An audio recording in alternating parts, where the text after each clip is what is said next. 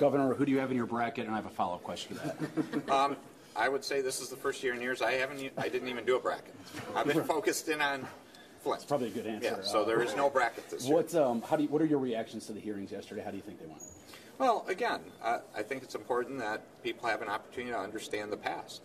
I think there are investigations going on in many different respects. This is part of that process. I wanted to be helpful and cooperate, and I believe I did that. And then I'm going right back to my focus in on how do we make things better in Flint, because I'm there into problem solving. Right. Governor, there was some talk amongst the lawmakers there in Congress about, if this was a business and a mistake of this magnitude had happened, you'll likely see the CEO resign or fired, kind of equating it to your leadership in Flint on this crisis. Reaction to that, and there are calls for you to resign. There's petitions circulating. Your thoughts? Yeah, to put it in simple perspective, I'm focused on solving this problem, so I'm not going anywhere. I want to make Flint a better place, and I'm going to get that done. Governor, on a personal matter, you looked frustrated yesterday. How frustrating was it sitting next to the head of the EPA that basically was really slamming the state for Flint? Well, I think I made my point in a couple cases, and it was frustrating. But again, I'm not going to get into the finger-pointing game. I want to get back here. That was my comment. I want to get back to Flint and work on solving this issue.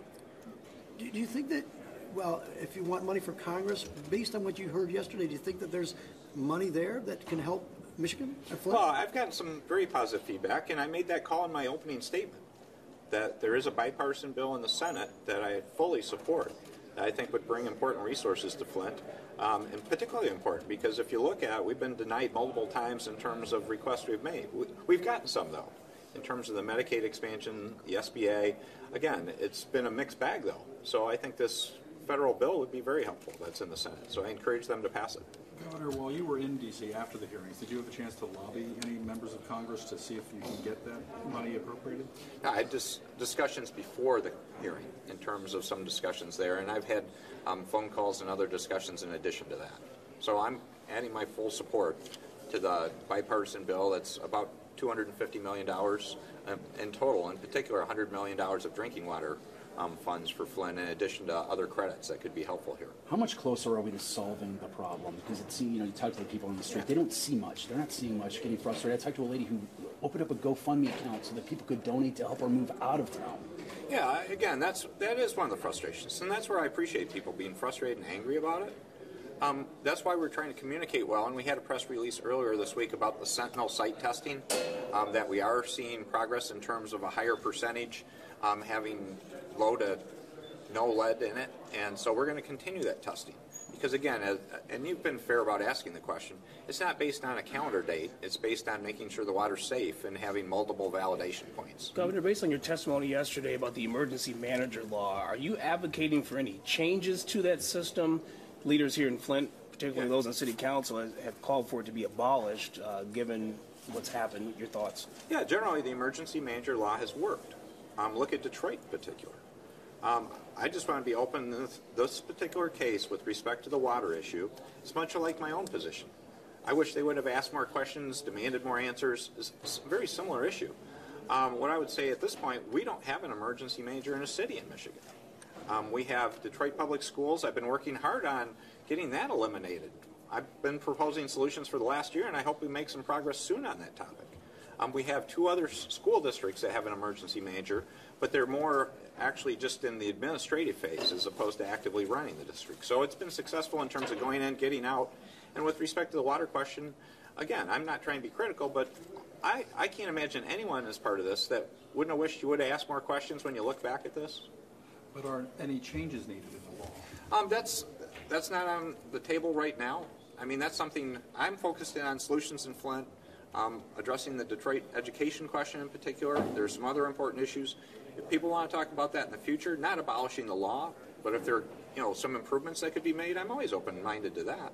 So let's talk about money real quick. Are these investigations a distraction then from the real problem, a real issue of solving the problem? Yeah, Charlie, I'd never call them a distraction. That wouldn't be right. What I said, and I actually appreciate the format in some sense, because we have a U.S. attorney going, an attorney general going, congressional hearings going, state legislative hearings going. I've called for more investigations. I've got my own task force report coming out that from the Flint Water Task Force Group. Hopefully they'll be coming out soon. I've asked for more work from the Auditor General and the Inspector General. So these are important things that we shouldn't ignore. We want to learn what happened. People want to know that. As a practical matter, the way I view it is let them do their work.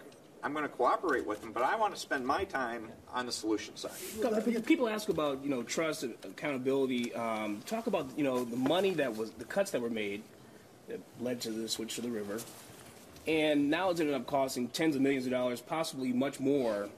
Fiscal responsibility. Now others across the state of Michigan are on the hook for these mistakes. Well, if you step back and look at what was the cost that could have prevented this, there's $150 a day of adding phosphates to the water. This goes back to the fundamental issue of the experts saying they could do 2 studies instead of doing corrosion controls. The amount of corrosion control chemicals, the cost of that goes into DWSD water, essentially, that could have gone into this water is $150 a day.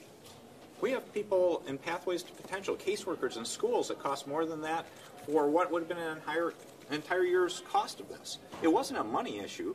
People made mistakes in terms of interpreting law, not using common sense, and being far too technical. But to go into the river in the first place, Governor. Let's talk about the money real quick. Congress, it seems the funding bill is held up.